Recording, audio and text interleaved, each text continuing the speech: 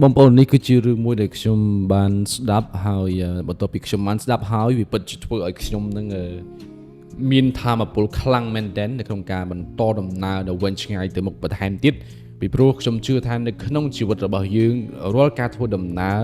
តែងតែជួបនៅបញ្ហាឧបសគ្គការរិះគន់ការមិនពេញចិត្តសពគ្រប់បែបយ៉ាងដូច្នេះហើយបន្ទាប់ពីខ្ញុំបានស្ដាប់វាហើយវាជួយខ្ញុំច្រើនមែនទែននៅក្នុងការបន្តដំណើរទៅមុខទៀតហើយខ្ញុំក៏ចង់ចែករំលែកវាបន្តទៅកាន់បងប្អូនទាំងអស់គ្នាដែរហើយខ្ញុំជឿថារឿងនេះក៏បងប្អូនបានដឹងរួចហើយដែរអញ្ចឹងកុំឲ្យខាត់ពេលយូរយើងទៅស្ដាប់រឿងនឹងទាំងអស់គ្នាអញ្ចឹងរឿងមួយនេះគឺតាក់ទងទៅនឹងរឿងកូនខ្លានិងមេខ្លាមួយក្បាល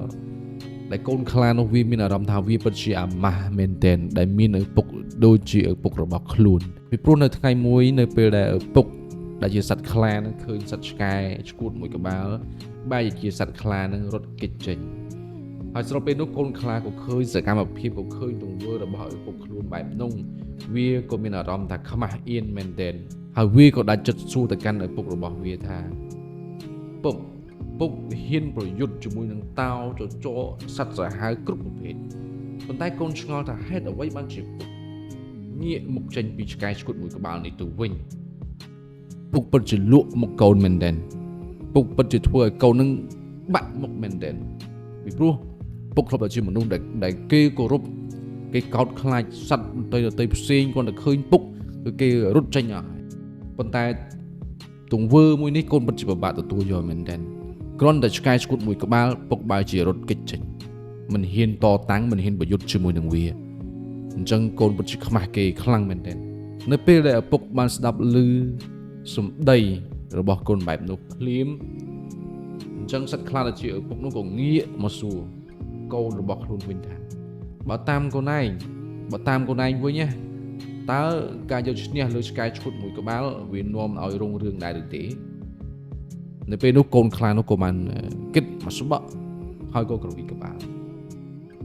ហើយពុកនោះក៏បន្តសួរទៀតហើយបើត្រូវឆ្កែឆ្កួតនោះខំតែបន្តិចតើវាសយធំប៉ុណ្ណាអញ្ចឹងគំនិតនៅក្នុងការពិចារណាទៅលើរឿងមួយនេះចង់ប្រាប់យើងថាមនុស្សដែលគេឆ្លាតគឺគេមិននៅវែកញែករកខុសត្រូវជាមួយនឹងមនុស្សខ្លាចទេហើយអ្នកក្លាហានក៏គេមិនប្រយុទ្ធជាមួយនឹងមនុស្សធម្មតាដែលគ្មានអាវុធនៅក្នុងដៃដែរអញ្ចឹងវាដូចនឹងជីវិតរបស់យើងអញ្ចឹងដើម្បីឲ្យបានទៅដល់គោលដៅរបស់យើងបើសិនជាយើងរវល់តែឆ្លោះរវល់តែប្រកែកជាមួយនឹងមនុស្សដែលគ្មានចក្ខុវិស័យវែងឆ្ងាយដែលមើលមិនឃើញអំពីរឿងវែងឆ្ងាយ